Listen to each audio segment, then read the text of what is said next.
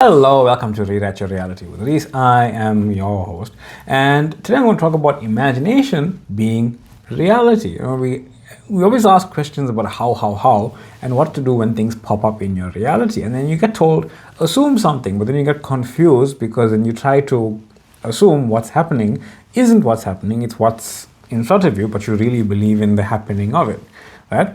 So, imagination is reality. Who said that? Neville Goddard, right? Said it in probably the best way so far, I think.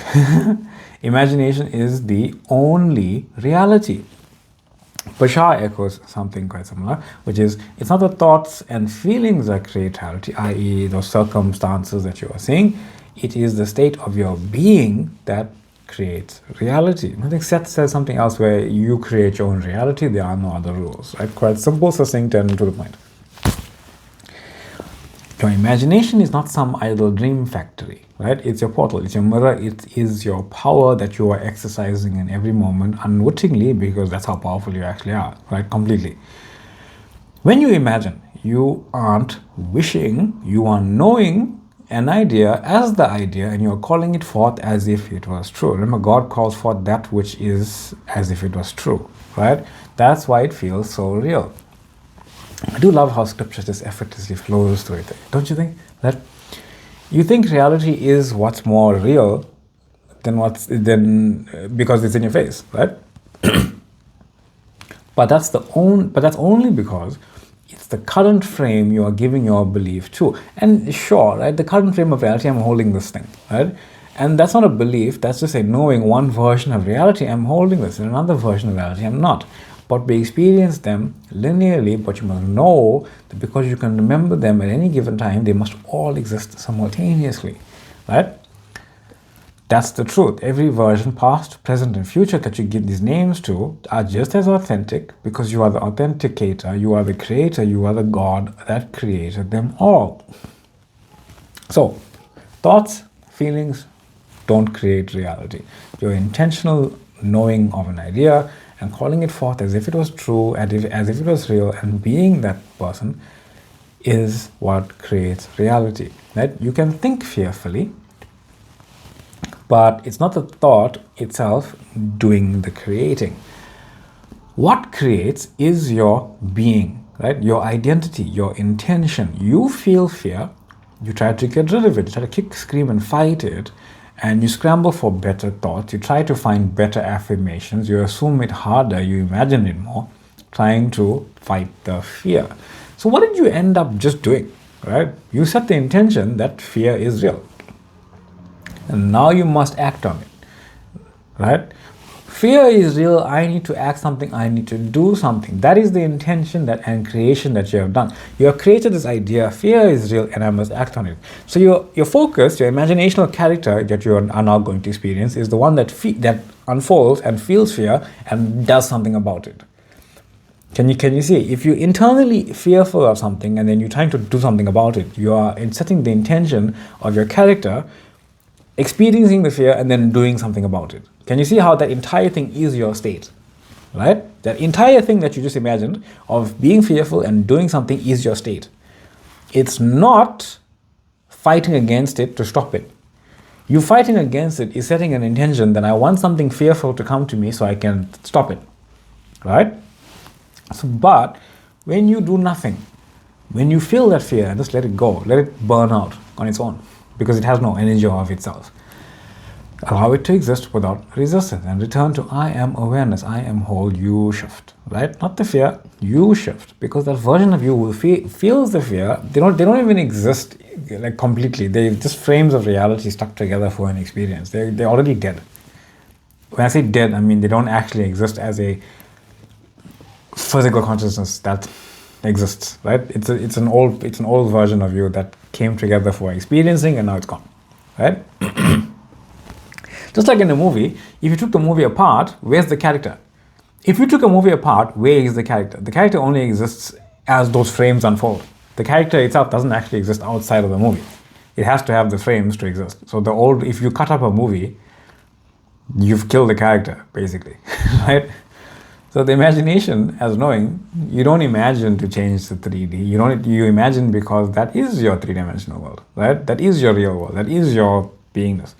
Your internal world is already real. Okay? It doesn't need permission from the external to be real. Right? When you say I am love, when you embody the state of I am love, not to say I am love, I am love, I am love, even if, but you can intentionally do that to be that state, right? Which is perfectly fine. You are calling forth the images of that love, of what you are considering love to be, what you have set the intention that I am love as this in your imagination, in your knowing, right? And they are just as alive, just as valid as anything you see with your eyes. I don't care where you think it is. I don't care how long you think it's going to take. I don't care what happened. If you say, I am love, and you embody that identity that is experiencing the love that you desire to be experiencing as a choice, it's done. It's yours. It's already unfolding perfectly for you, through you, and as you. Right? Blank mind, blank emotion, blank canvas, that everlasting stillness of I am that is behind everything. Then I am joy, I am bliss, I am love, I am free, I am whole, I am fulfilled. I am health and wealth. That's what arises. Let it arise. Right? It cannot be anything but what you have called it to be. That's why imagination is reality. Right? Because you are the one giving it meaning. There's no real meaning here in the 3D, because the 3D is just singular frames of reality you are experiencing over and over again, changing very slightly into something else. What it is changing into is what you are choosing, because there's no true next moment. There's only a true who, and that true who is you. Oh, wow. Okay. That stop doing, start being. So when we chase these steps, formulas, and blueprints, when we chase these things, what do I need to do? It gets a bit confusing, a bit muddled, right? Here's the truth. There are no practical steps. You are the step. You don't walk the path. You are the path. God didn't assign a true route. Infinity created all routes, right? And said yes to every one of them, because they must have. It must have. It can't exist if it hadn't been given the yes to already. And you are that yes giver. It's not one size fits all. It's infinity is made of all sizes, right? That's how every how is part of the whole, because it has to be. It has to be part of the whole because it is. Right? That means there is no right affirmation besides I am. Right? There is no wrong visualization. There is no wrong vibration. You are all visualizations. You are all images. You are all vibrations. You are all affirmations. But we tend to go to I am because it is the most base form of truth. I am. Right? And what matters is what you give power to, because you are the power. And whatever you direct and wherever you direct that power to and as, that's what's getting lit up, right? I was thinking about suits for a second. You'll get lit up, right? Don't interpret the 3D. Choose a new, right? Say you see a specific person with someone else. Yeah, painful, sure, right? Who hasn't felt some sort of pain like that, right? But you're not here to decode that scene, trying to work out little itty-bitty points of experiencing that, no, that means it's done. That means it's not done. The look in their eyes meant they love me. They didn't look happy. They blah, blah, blah, blah, blah. Right? You're not here to convince yourself that they are just friends. Right? You're not here to say, hey, maybe it's a test, maybe it's a sign, maybe it's a bridge to my reality. It doesn't matter. It's irrelevant. If it's not your chosen reality, it's irrelevant. Right? You're here to say that version exists. Okay. It's not my version. I'm not here to fight the three-dimensional world. I'm here to shift, not pixel by pixel, but by being. I'm here to know that there is already a version of them who is deeply in love with me, and I am choosing to be the version of me that is deeply in love with them, and I'm calling forth the reality where we are deeply in love together, going forth as that physical identity, knowing I am the reality, because I have realized I don't need it, I have it, it's a choice, and it is my choice, and it is done. Haha, right. Right, so when you're revising these things, right, when you're revising as remembering, right, which is pretty much what remembering is actually. Remembering is revision. It's just that we tend to remember something, trying really hard to remember it in a way that we think that we remember it. We try to remember it in a way that seems most appropriate into how we are remembering it. But as you go further in this unfolding of your life, you really can't. Right? Try to remember something unless it's like really, really, really vivid. of an imagination or scene to you. Like, you know this thing happened, right? In your experiencing.